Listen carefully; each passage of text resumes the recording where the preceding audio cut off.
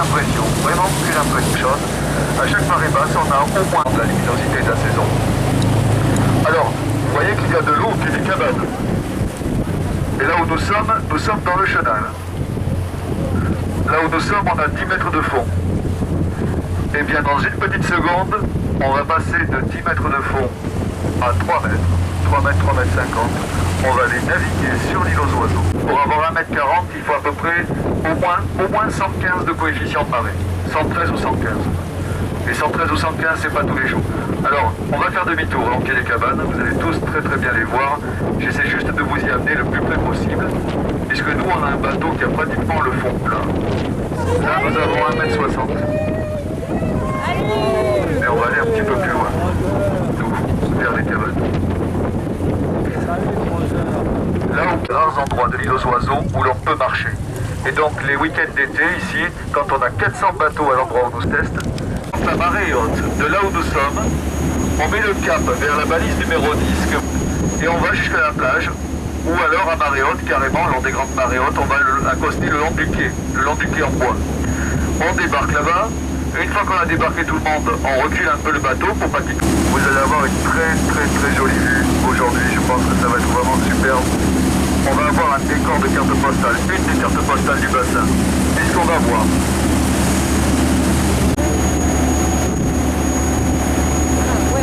Ah ouais, c'est déjà pour la tenue là.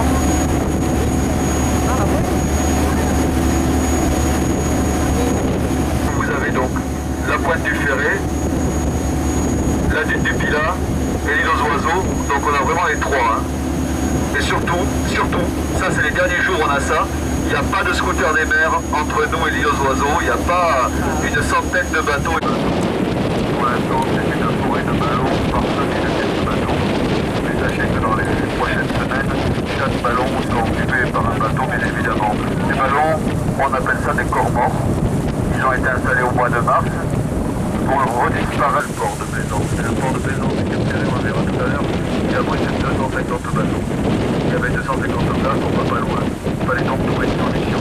La solution, c'est trouver de la même, car de ce côté du... Et en plus de ça, avant, on avait payé à peu près 1000 francs par an. Et maintenant, c'est 1500 euros pour 6 mois. Il y en a un qui m'a dit c'est pareil. Celui de l'Amérique qui m'a dit c'est pareil, celui de l'Amérique, bien sûr. Dans les petites bécasses de mer, il n'y en a plus beaucoup. C'est la fin de la saison et elles vont revenir au mois d'août après. Bon, c'est très très mignon ces petits oiseaux, mais sur le bateau des autres. Parce que là, on en a vu 5 ou 6, il y a des mois où on voit 300 bécasses de mer sur les villages de pêcheurs. On n'y venait que par bateau. Et puis, petit à petit, la route est construite, les municipalités aussi, elles sont construites autour des villages de pêcheurs, ces municipalités, mais ça reste quand même des choses différentes. Car là, regardez, sur votre droite, il y a une landaise. Vous voyez la maison? Pas celle qui est le pavillon national, celle qui est à droite. Ouais. La pinasse à moteur, je vais vous en montrer sûrement une tout à l'heure, car il y en a une très très belle qui a été remise à l'eau il y a 2 ou 3 jours. Les premières pinasses à moteur, les anciens les avaient baptisées les pétroleuses. Par contre, on est vraiment un des rares villages à avoir une plage, même à marée haute, car vous verrez que les autres villages n'ont pas de grandes plages. Soit dit en passant, il n'y a jamais grand monde sur la plage, même en plein été. Parce qu'on des bateaux des pêcheurs des bassins qui ont ramené leur filet, vous voyez, il y a les bouées à bord, avec les drapeaux. Le bateau gris. Après, bon, c'est des maisons, quoi.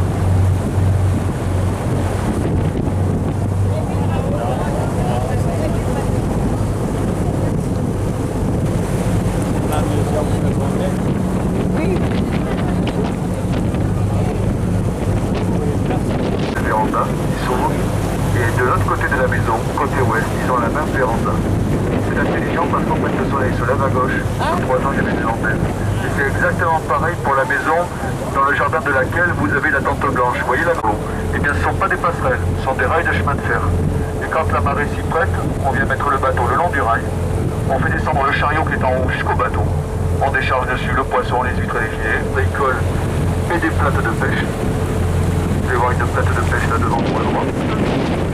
Un chaland à gauche avec des bécasses de mer, d'ailleurs, sur le chaland derrière nous. Alors ces petites bécasses de mer, elles s'inspirent. Le tour de pierre à collier, exactement. Souffle toujours autant. On va arriver devant l'endroit le mieux protégé du vent de tout le monde, et sur les hauteurs du canon, ressemble au littoral du Cap Ferret de ça 25 ans à peu près. Il n'y avait que des landaises comme route. Et ici, quand j'étais enfant, dans chaque impasse, entre les cabanes de pêcheurs, il y avait un rail de chemin de fer avec un petit chariot. On voit des restes de rails d'ailleurs par endroits. Des rails, il en reste encore quelques-uns, mais c'est pour ça qu'il est important d'avoir des fenêtres à l'est et à l'ouest. Pour profiter du soleil au maximum, de la lumière en fait. Quand le soleil est très à l'ombre en fait ici. Mais donc tous ces matériaux. Et quand il est arrivé donc ici, la dune de la presqu'île du Cap Ferret était faite de dunes de sable, de marécages et de moustiques. Hein. C'était pas comme maintenant. Et donc là on les... On voit la dune du Pilat. Ouais. Voilà, sur notre droite, Bélisère, le débarcadère du Cap Ferret, jetée principale de la presqu'île du Cap Ferret. Après, plus au sud, il n'y a plus de jetée, il n'y en a plus. Sur votre droite, le phare du Cap Ferret, là où se trouve le phare, c'est l'endroit de la presqu'île où celle-ci est la plus étroite. Au pied du phare, à marée haute, la presqu'île du Cap Ferret mesure